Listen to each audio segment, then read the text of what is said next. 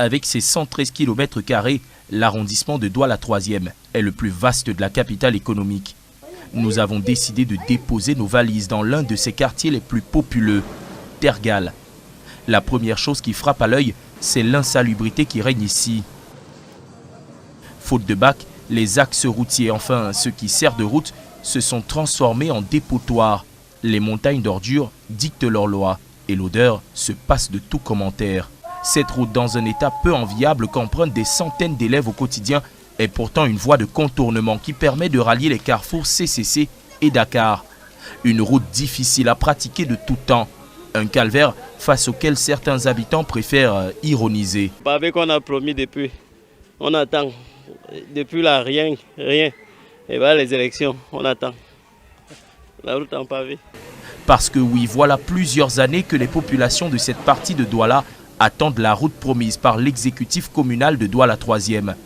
Mais comme Olivier, l'impatience a laissé place à la frustration. On nous a promis la route ici, là. Demain, on a cassé ici, là. Nous, on se disait que peut-être on devait arranger. On a détruit les gens un peu par-ci, par-là. On a attendu. Et demain, on croyait que peut-être on devait arranger. On a attendu, les engins sont venus ici crasser. Tantôt, on nous dit que c'est la station qui nous bloque la route. La station MS.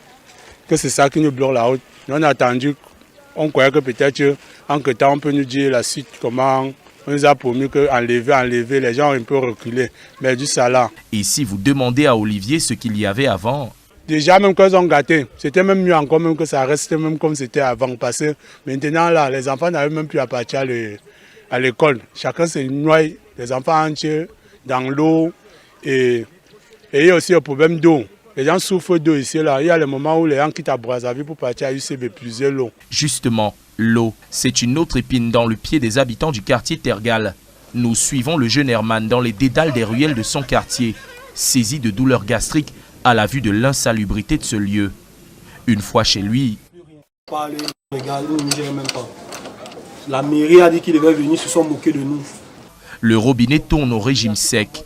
Actuellement, nous puisons l'eau dans les puits au quartier. On a même la chance qu'actuellement nous sommes en saison des pluies. C'est ça qui fait en sorte qu'on peut avoir de l'eau actuellement. Là, nous avons notre voisin ici derrière, il a son puits. C'est lui qui nous autorise à puiser l'eau là-bas. S'il n'était pas là, c'est qu'on est... Par moment. S'il n'était pas là, c'est que nous sommes fichus. Et on vend aussi l'eau ici en haut. Vous connaissez comment l'eau coûte maintenant très cher dans les quartiers. Nous sommes allés vers l'un des puits qui ravitaillent les populations en eau. C'est celui de Mama Yoyo, comme on l'appelle ici. De partout dans le secteur au quartier,